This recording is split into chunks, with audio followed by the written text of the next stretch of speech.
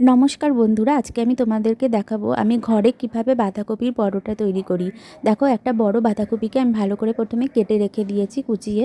পর একটা ফ্রাই প্যানের মধ্যে কিছুটা জিরে নিয়ে আমি ভালো করে ভেজে রাখবো। জিরেটা যেন খুব বেশি লালচে না হয়ে যায়, পুড়ে যেন না যায়, খেয়াল রাখবে একটু।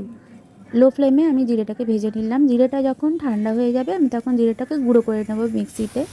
আর প্রেশার কুকারে দেখো আমি বাঁধাকপিটা সেদ্ধ করে নিচ্ছি। আর সেদ্ধর সময় আমি কিন্তু নুন হলুদ দিয়ে দিয়েছি বাঁধাকপিতে।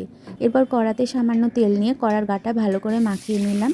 আর কিছুটা আদা রসুনের পেস্ট আমি এর মধ্যে দিয়ে দিলাম। খুব বেশি আদা রসুন নিইনি, অল্প পরিমাণে নিয়েছি। আদা আর রসুনের পেস্টটা ভালো করে কষিয়ে নেওয়ার পর আমি সেদ্ধ করা বাঁধাকপিটা দিয়ে দিলাম। তারপরে ভালো করে নেড়ে চেড়ে নেওয়ার পর আমি জিরের গুঁড়োটাও অ্যাড করে দিলাম। দেখো, এবার জিরের গুঁড়োটা বাঁধাকপির সাথে ভালো করে মিশিয়ে নিতে হবে। বাঁধাকপিতে কিন্তু আমি সেদ্ধ করার সময় নুন আর হলুদ দিয়ে দিয়েছিলাম, তাই আমি আর এখন দিলাম না। এরপর আমি ধনে পাতার কুচি আমি কিছুটা এর মধ্যে অ্যাড করলাম। দেখো, এবারে জিরের গুঁড়ো আর ধনেপাতা কুচিটা বাঁধাকপির সাথে খুব ভালোভাবে নেড়ে চেড়ে নিয়ে মিশিয়ে নিতে হবে। দেখো, ভালো করে মিশিয়ে নেওয়ার পর দেখো এরপর আমি ময়দাটা কিছুটা 500 গ্রাম ময়দা আমি এখানে নিয়েছি। আর সাদা তেল দিয়ে আমি ময়দাটাকে ভালো করে মেখে নেব। নুন আর অ্যাড করলাম না, যেহেতু বাঁধাকপিতে আমি নুন দিয়েছি। ময়দাটা আমি সাদা তেল দিয়ে ভালো করে মেখে নেব। দেখো, হাতের মধ্যে যখন মুঠো হয়ে আসবে তখন বোঝা যাবে ময়দাটা ভালো করে মাখা হয়ে গেছে। এরপরে আমি এই বাঁধাকপির যে এটা তৈরি করে রেখেছি পুরটা আমি ভালো করে সাবধানে দেখো ময়দার সাথে ভালো করে মেখে নিলাম। একটু একটু গরম জল দিতে হবে, অল্প অল্প গরম জল দিয়ে দিয়ে ময়দাটাকে ভালো করে মেখে নিলাম বাঁধাকপির সাথে।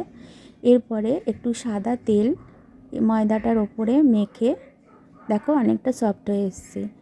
সাদা তেল দিয়ে মেখে আমি একটা ঢাকা দিয়ে চাপা দিয়ে রেখে দেবো। 0.5 ঘন্টার মতো আমি রেখেছিলাম। এরপরে দেখো আমি পরোটার আকারে বেলে নিয়ে ফ্রাই প্যানের মধ্যে এবার পরোটাটা বানিয়ে ফেলবো।